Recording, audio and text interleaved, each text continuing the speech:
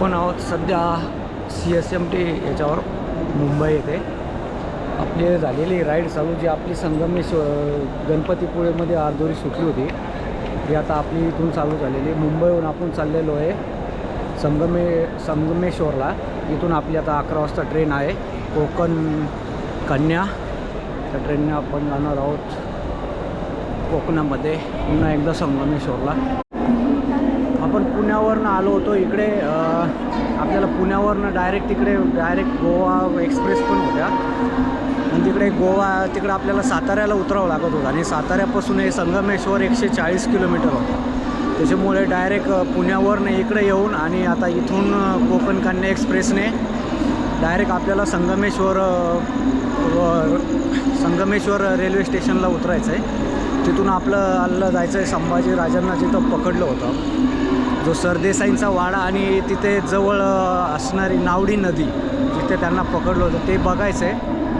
त्याच्यानंतर आपल्याला राहायलाच उद्या वेळ तर आपल्याला मार्लेश्वरला पण जायचं आणि तिथूनच मग आपली जे गणपतीपुळेहून आपण अर्धवट सुटली होती काही कारणामुळं तिथून पुढे आपण आरेवारी बीच वगैरे करत तसंच मिरिया बीच वगैरे करत तसंच गोवा इंटर करणार आहे. तिकडनं सिंधुदुर्ग फोर्ट वगैरे करू. आज आपली यात्रा चालू झालेली आहे. तर आपण 2 वेळेस ट्राय केला. एकदा ट्रेकिंगचा पण प्लॅन सक्सेस नाही झाला. दुसऱ्या वेळेस आपण सायकलवरती पण ट्राय केला. तो 400 ते 500 किलोमीटर गेलो आपण कोकणामध्ये, पण तो काही कारणास्तव मधात सुटला आणि असा आपला तिसरा प्लॅन आहे जो की आपण चाललेलो आहे सरळ मुंबई ते कन्याकुमारी. तर आपलं चॅनलचं नाव आहे दख्खन रायडर आणि डेली ब्लॉग्स बघण्यासाठी चॅनलला सबस्क्राईब करा. इंस्टाला पण आपलं आता उद्यापासून डेली व्हिडिओ येतील दख्खन रायडर या पेजवरती. इंस्टाला पण फॉलो करा. तर आता आपण इकडे आपण लोकलच्या याला आहे. तर आपल्याला ट्रेनच्या साईडनं जायचं आहे. प्लॅटफॉर्म 8 नंबरपासून चालू होतात ते 7पर्यंत लोकलसाठी आहे सिटीमध्ये आणि प्लॅटफॉर्म 8पासून चालू होतं बाहेरच्यांसाठी म्हणजे आउट ऑफ मुंबई ट्रेन जातात. तर आता आपण तिकडे चाललो आहे. तर भेटूया आपण उद्या सकाळी थेट संगमेश्वरमध्ये. फायनली आपली कोकण कन्या सुपरफास्ट एक्सप्रेस आलेली आहे. गुगलवरती दाखवतात ते प्लॅटफॉर्म नंबर 18 पण ती एक्झॅक्ट राहते इथं प्लॅटफॉर्म नंबर 15वरती आणि इथून ते निघते आता 11 वाजता निघेल ते इथून आता रात्री 11ला निघते आणि सकाळी आपल्याला संगमेश्वरमध्ये सोडेल ते आपल्याला सकाळी 5-5:30च्या दरम्यान आहे.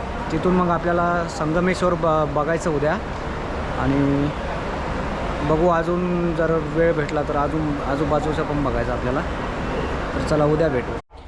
आता आहोत आपण सध्या संगमेश्वरच्या रेल्वे स्टेशनवरती आणि आपण इथून चाललेलो आहे सरदेसाईंचा वाडा जिथे महाराजांना पकडलं त्या वाड्याकडे चाललेलो आहे. आणि तो इथून आहे कमीत कमी 1.5 ते 2 किलोमीटर वॉकिंग डिस्टन्सवर. तर इथून रिक्षा केली तर तुम्हाला 150 ते 200 रुपये सांगतात आणि जास्त अंतर नाही आहे. 2 ते 3 किलोमीटरच आहे. थोडं पायी जावा इथून सरळ हायवेने आणि तिथून पुलापासून लेफ्ट मारलं की सरळ तो 1 ते 1.5 किलोमीटर अंतरावरच आहे ते लोकेशन आणि तिथून समोर नावडी नदी पण आहे.